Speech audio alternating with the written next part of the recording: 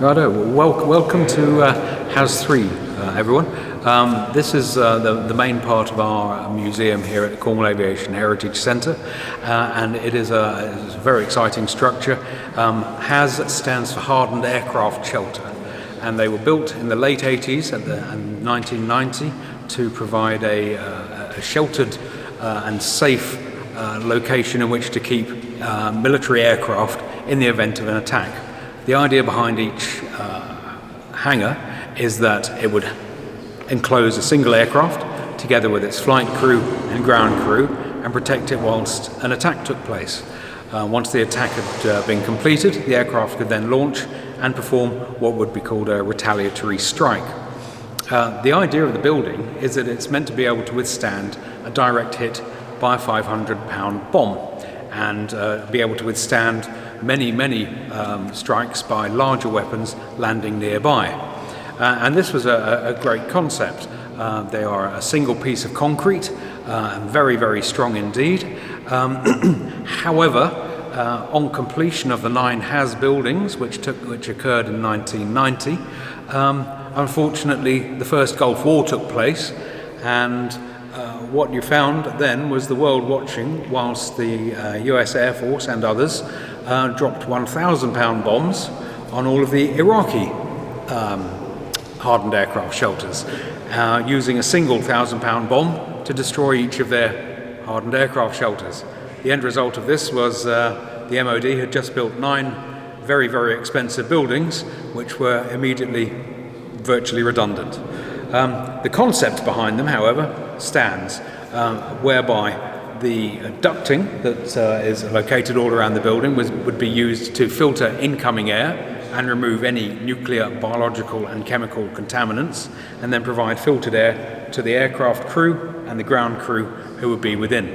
The pressure of the atmosphere within the hangar would be slightly higher than the pressure outside, so to make sure that any air bleed happened from within going outside so no contaminants could come in.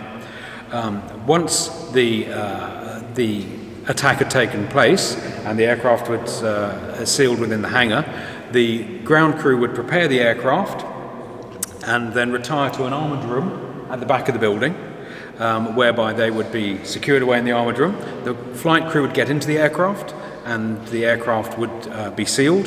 Then the doors at the back of the building would be opened into what's called the jet efflux chamber. The aircraft could then be started up and it would be run up to full thrust whilst the main doors of the hangar were still closed, checking that the aircraft was fully operational and perform all of its pre-flight checks. Once everything was conducted to a satisfactory level, then the main doors could be opened, each door weighing 80 tons.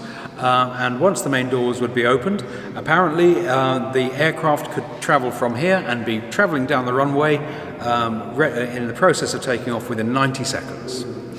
The building that we've used is HAS number 3. 9 of them were built originally. The information we have tells us that 2 of these HASs were used operationally by the RAF. The rest of them have been used for deployment and for storage of other aircraft and assets for the RAF. In 2008, this side of the airfield was transferred to the local council along with 7 of the HAS buildings, and they are now used for storage of light aircraft, our museum, and several other businesses operating from the sites. The Cornwall Aviation Heritage Centre is a unique destination. It is a museum dedicated to the preservation and presentation of historic aircraft, and it gives you the opportunity to sit inside jet fighters, jet bombers, in-flight refuelling tankers and many other aircraft and cockpits.